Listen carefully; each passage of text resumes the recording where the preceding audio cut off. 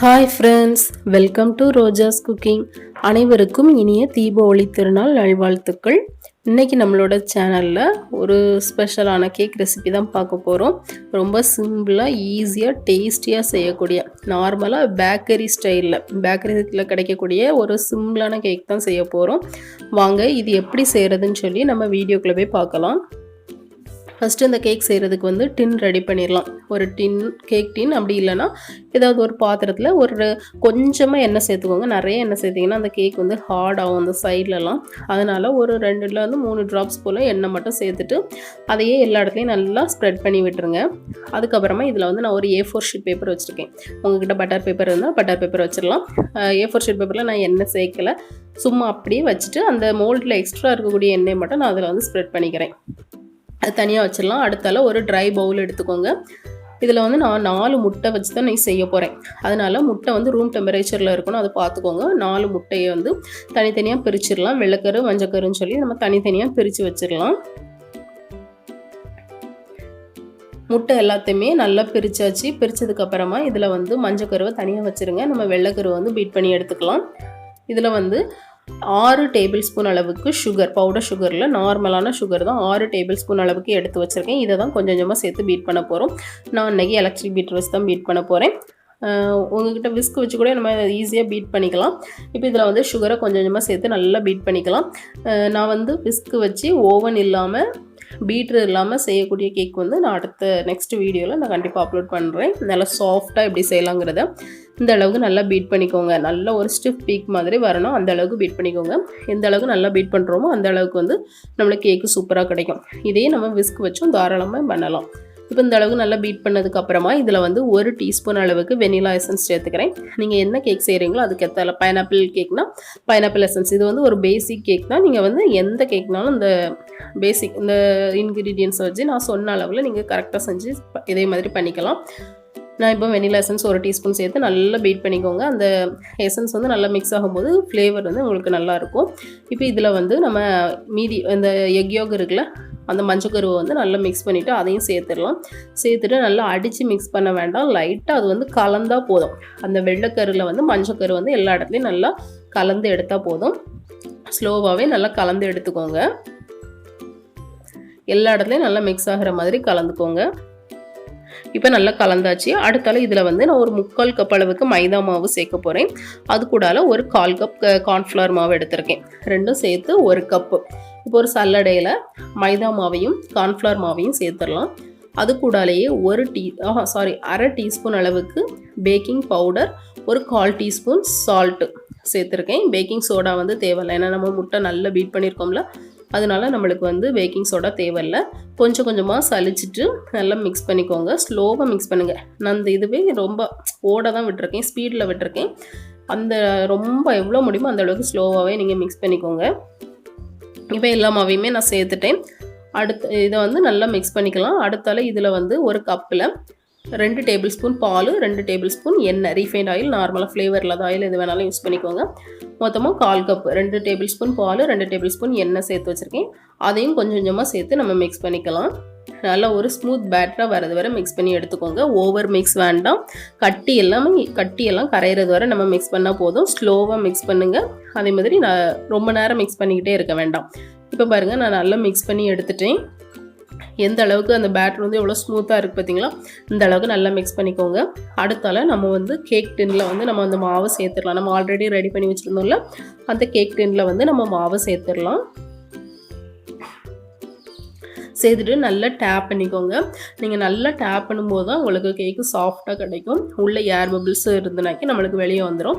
அப்புறம் இந்த டூத்பிக் அப்படி இல்லைன்னா ஏதாவது ஈக்கிள் அப்படி ஏதாவது ஒரு இதை வச்சு நம்ம இதே மாதிரி நான் செய்கிற மாதிரி செஞ்சுக்கோங்க. அப்போ ஏர் பபிள்ஸ் இருந்துன்னா ரிமூவ் ஆயிரும். ஏர் பபிள்ஸ் இருந்து அப்படின்னா உங்களுக்கு வந்து கேக்கு நல்லா ஹார்ட் ஆயிரும். 1 டைம் செய்யும்போது இதே மாதிரி தான் எனக்கு வந்து மேலே வந்து நல்லா சாஃப்டாக வந்துச்சு. பட் கீழே வந்து ரொம்ப ஹார்டாட்டு கல் மாதிரி ஆகிட்டு, அந்த அளவுக்கு இதாகிட்டு. ஏன்னா ஏர் பபிள்ஸ் உள்ளே இருந்ததுனால அதனால் நல்லா டேப் பண்ணிக்கோங்க. அடுத்தால வந்து நம்ம குக்கரை வந்து ப்ரீஹீட் பண்ணிடலாம். குக்கரில் வந்து ஒரு ஸ்டாண்டு போட்டு விசில் மட்டும் நான் எடுத்துட்டேன். கேஸ்கெட் வச்சுருக்கேன், பட் விசில் இல்லாமல் நான் வந்து ப்ரீஹீட் பண்ணிடுறேன். 10 நிமிஷம் ப்ரீஹீட் பண்ணிக்கோங்க. அதுக்கப்புறமா இதில் வந்து நம்ம கேக் பேட்டர் எடுத்து உள்ளே வச்சிடலாம். வச்சுட்டு லோ ஃப்ளேமில் ஒரு 25 to 30 minutes மட்டும் நம்ம வச்சா போதும். நல்லா ஸ்பாஞ்ச் கேக்குங்கிறதுனால இது வந்து சீக்கிரமாக நம்மளுக்கு ரெடி ஆயிரும். எனக்கு வந்து சரியாக ஒரு 25 minutesலேயே நல்லா ரெடி ஆகிடுச்சு. இப்போ 25 minutes கழித்து நம்ம ஓப்பன் பண்ணி பார்க்கலாம். சூப்பராக ரெடி ஆகி வந்திருக்கு. ஒரு டூத்பிக் வச்சு நம்ம குத்தி பார்த்தீங்கன்னா அதில் வந்து மாவு இருக்கக்கூடாது, மாவு ஒட்டக்கூடாது. அப்போ நம்மளுக்கு கேக் ரெடி ஆகிட்டுன்னு அர்த்தம். இப்போ இதை எடுத்து நம்ம வெளியே எடுத்து ஆற வச்சிடலாம். நல்லா ஆறணும் கேக்கு.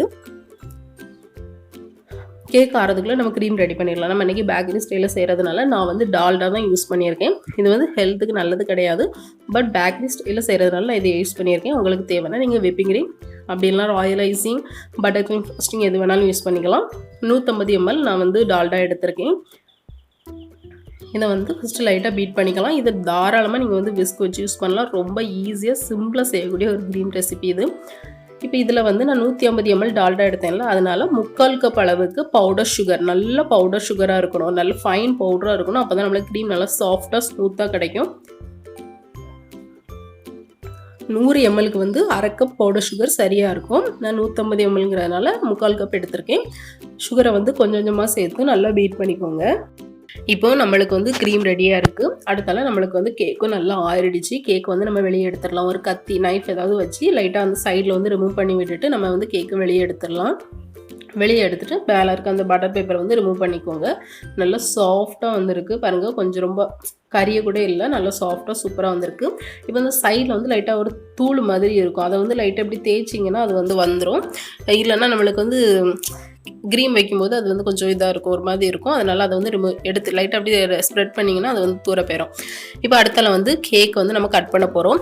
நைஃப் இல்லை, அதே மாதிரி பிகினர்ஸாக இருந்தீங்கன்னா உங்களுக்கு ஈவனாக கட் பண்ண முடியலன்னா நீங்கள் இந்த டிப்ஸ் ஃபாலோ பண்ணிக்கலாம். டூத் பிக்கை வந்து நீங்கள் எந்த இடத்துல கட் பண்ணுறீங்களோ அதில் இப்படி வச்சுட்டு ஒரு நல்ல ஸ்ட்ராங்கான த்ரெட் வச்சு நீங்கள் இதே மாதிரி கட் பண்ணலாம். ரொம்ப சூப்பராக ஈவனாக கட் ஆகி வந்துடும். ஏன்னா நம்ம சைடில் சாஃப்டாக இருக்கும்போது நம்மளுக்கு வந்து ஈஸியாக அது கட் பண்ண வரும். ஸோ அதனால் நீங்கள் இதே மாதிரி இந்த மெத்தட் ஃபாலோ பண்ணலாம். இப்போ நான் அதே மாதிரி கேக் வந்து நான் இன்றைக்கி 2 துண்டாக தான் கட் பண்ண போகிறேன். நீங்கள் இதை வந்து 3 துண்டாக கட் பண்ணிக்கலாம், அப்படி இல்லை 4 பீஸாக கூட கட் பண்ணிக்கலாம். நான் வந்து 2 பீஸாக தான் கட் பண்ணுறேன். இப்போ ஃபஸ்ட்டு பீஸை வந்து நம்ம அதில் வச்சுட்டு ஃபஸ்ட் லேயரை வச்சுட்டு அதுக்கு மேலே சுகர் சிரப்பு பண்ணிடலாம். நான் வந்து 1/4 கப் சுகர், 1/2 கப் தண்ணி, அதில் வந்து 1 ஸ்பூன் இல்லை 2 ஸ்பூன் பால் சேர்த்து நல்லா கொதிக்க வச்சு சுகர் கரைஞ்சதும் ஃப்ரிட்ஜில் ஒரு 1/2 மணி நேரம் வச்சு எடுத்துருந்தேன். அந்த சுகர் சிரப்பை வந்து நம்ம எல்லா இடத்துலையும் ஸ்ப்ரெட் பண்ணிடலாம். அதுக்கப்புறமா க்ரீமை வந்து நான் வச்சுருந்தேன். இது வந்து டால்டா க்ரீம்ங்கிறதுனால நான் நிறைய வைக்கல, லைட்டாக தான் வச்சு ஸ்ப்ரெட் பண்ணியிருக்கேன். ஏன்னா இது நல்லா ரொம்ப தெகிட்டும், அதனால் நான் கொஞ்சமாக தான் வச்சு ஸ்ப்ரெட் பண்ணியிருக்கேன். அப்புறம் செகண்ட் லேயர் கேக் வச்சு அதுக்கு மேலேயும் சுகர் சிரப் வச்சிடலாம். வச்சுட்டு அதுக்கு மேலே நம்ம வந்து க்ரீம் வச்சு நல்லா ஸ்ப்ரெட் பண்ணி விட்டுடலாம்.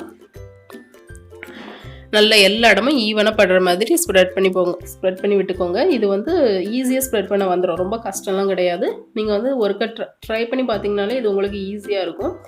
இதே மாதிரி எல்லா இடமும் நான் வந்து ஸ்ப்ரெட் பண்ணி விட்டுக்கிறேன். எனக்கு தெரிஞ்ச மாதிரி நான் வந்து ஃபுல்லாக ஸ்ப்ரெட் பண்ணிக்கிறேன்.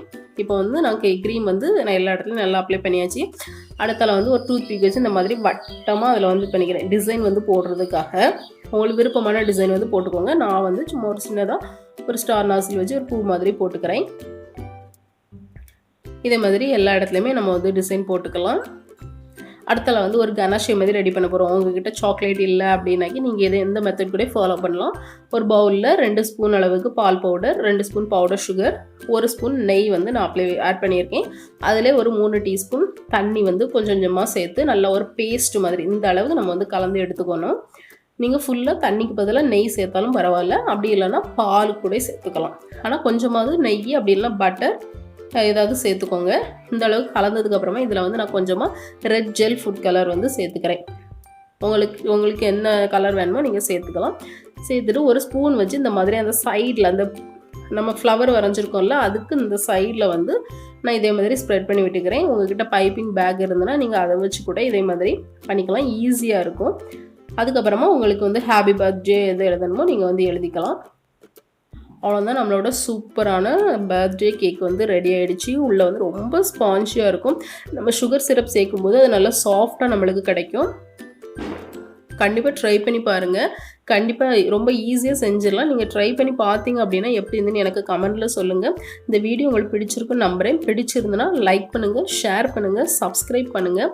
உங்களுக்கு இந்த வீடியோ பிடிச்சிருந்தா கண்டிப்பாக எனக்கு கமெண்ட்டில் சொல்லுங்கள். அப்போ தான் உங்களுக்கு எந்த மாதிரியான வீடியோஸ் பிடிச்சிருக்குங்கிறது எனக்கு தெரியும். மறுபடியும் அனைவருக்கும் இனிய தீப ஒளி திருநாள் நல்வாழ்த்துக்கள். இன்னொரு புது வீடியோவில் உங்களை சந்திக்கிறேன். பாய்.